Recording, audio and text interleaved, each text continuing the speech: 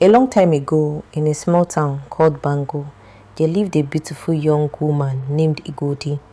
She was 30 years old and her beauty was unmatched in the entire village. Not only was she beautiful, but she was also very strong. Igodi could carry 2 heavy gallons of water without needing help from anyone.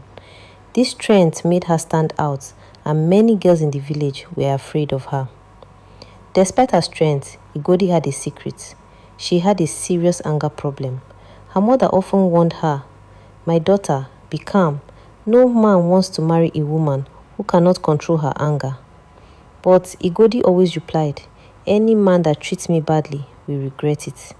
I know what to do when the time comes." One day, Igodi went to check her traps and caught a huge pig. She wrestled with the pig until it died, then carried it home on her shoulder. Everyone who saw her was shocked. How could a woman carry such a big pig alone? Men in the village began to gossip about her. Some admired her strength, while others feared it. Every year, Igodi had the biggest harvest. Her yams were the largest, and her crops always flourished. She became the wealthiest young woman in the village. She dressed in fine clothes and even had a donkey to carry her goods to the market. Many men came to ask for her hand in marriage, but Igodi refused all of them. One day, a handsome young man named Matthews came from a neighboring village to help with a school building project. The first time he saw Igodi, something sparked between them. They passed each other in the busy market and locked eyes for a few moments. That night, Igodi couldn't stop thinking about him, and Matthews also couldn't sleep. He wanted to know who she was. A few days later at the school site, Matthews overheard some men talking about Igodi's beauty and strength and how she had rejected every man who asked to marry her. Matthews was amazed and wanted to know more. That evening, he saw her at the village square watching children play. He approached her and said, "Hello, beautiful African queen. You are like a goddess. My name is Matthews. I'm 35 and here for the school project. May I know your name?" Igodi smiled and replied, "You have a way with words. My name is Igodi." She shook his hand and they both smiled. From that moment, they became friends. They went to the river together, hunted together, and even shared picnics under the mango tree. Their bond grew stronger.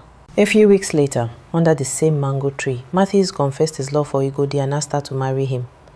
Igodi was excited and said yes because she loved him too. 3 months later, they got married. It was a big celebration with lots of food and drinks. Igodi's mother was very happy her daughter had finally married after rejecting of many suitors. After their marriage, Matthews began to notice Igodi's anger. She would shout, break things, and get angry easily. One day, Matthews came home late. Igodi was furious. She locked him in a room and didn't allow him to shower or eat. Matthews thought she was joking, but she left him there all night. The next day, Matthews bought her flowers to apologize, but Igodi shoved them in his face and said, "I'm not an animal to be given grass." Matthews was confused and didn't understand what was happening. He reached out to her mother and told her everything. Her mother promised to talk to Igodi. That evening during dinner, Matthews did not wash his plate and left it in the sink. Igodi got angry and called him. When he stood before her, she slapped him hard on the face and said, "Are you a child? Who should wash the plate for you?" Then she started beating him. Blood covered his face and mouth, and Matthews could not believe what just happened. Igbo was confused. That evening, Matthews left the house. 3 days passed and he did not return. Igodi's mother came to visit and Matthews wasn't home. She spoke to Igodi and begged her not to destroy her marriage. A week later, Matthews returned. Igodi cooked for him and acted calm. He ate, bathed, and went to bed. Around 2 a.m., Igodi woke him up holding a belt. She shouted, "So you left me for 1 week? You told my mother about our issues. You call yourself a man." Before Matthews could speak, she began flogging him with the belt and shouting, "Be a man." She took a bottle and broke him on his head. Matthews bled and eventually stopped moving. That's when Igodi realized he was dead. Terrified, she ran to her mother's house and confessed. "I think I killed Matthews," she whispered. Her mother was shocked and disappointed. "I warned you, your anger will destroy you. Now you've killed a good man." She kicked Igodi out of the house and told her to face the consequences. Back in the city, neighbors heard Matthew screaming and called the police. They found his body and informed his family. The police went to Bango and in search of Igodi and her mother where she was. She acted like she didn't know, though she had already cried and grieved in private. 14 months passed with no news from Igodi. Her mother sent people to Matthew's house, but it had been sold. She didn't know if he had been buried or not. One night, while praying under the moonlight, Igodi appeared holding a 6-month-old baby. She knelt before her mother and begged her to give the child to Matthew's family. Her mother took the baby and said, "You brought trouble upon yourself. You are a wanted woman. Turn yourself into the police." Igodi kissed her baby, then disappeared into the night. Days later, Matthew's mother came to collect the child. She said, "Tell your daughter of a beast to keep running." 20 years passed. Igodi's mother grew old. The child had grown into a young man and graduated from university. One afternoon, a black car arrived in the compound. 2 men stepped out. It was the grown grandson and Matthews. Igodi's mother was in shock. Was she seeing a ghost? Matthews explained that God had shown him mercy. The doctor saved his life in the hospital. He had chosen to stay away all these years. He never remarried after the trauma, and he knew Igodi had also stayed away. She thanked Matthews for taking care of his grandson. She apologized for all the pain caused by her daughter.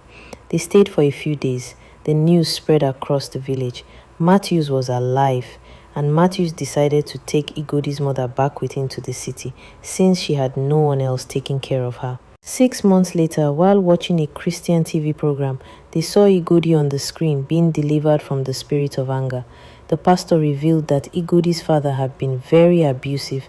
As a child, she had witnessed him beat her mother often. One day he fell from a palm tree and died. That was when the spirit of anger entered Igodi. She cried and told the pastor she had killed her husband. The pastor said, "God loves you. Go to your husband's family. They will show you mercy." Days later, Igodi came to Matthew's family house. She knelt and asked for forgiveness. She wept bitterly and apologized for all the pain she caused. Matthews cried too and forgave her. Her mother was happy to see the family reunited. They all had dinner that evening and laughed together. Matthews joked, "Because of you, I go to the gym every day, just in case." Everyone laughed. Igodi hugged her son and apologized to him too. One evening, Matthews came out of the shower and Igodi saw his muscular body. They looked at each other like lovers again. Igodi reached out to touch his arm, and before she could know what was going on, Matthews instantly held her hand, pushed her on the bed. She was shocked. They both laughed like crazy. He said, "Now I'm very prepared, woman." He looked at her warmly and kissed her. Igodi said, "I'm sorry for all the pain I caused you. I love you. Are you sure you want to continue from where we stopped?"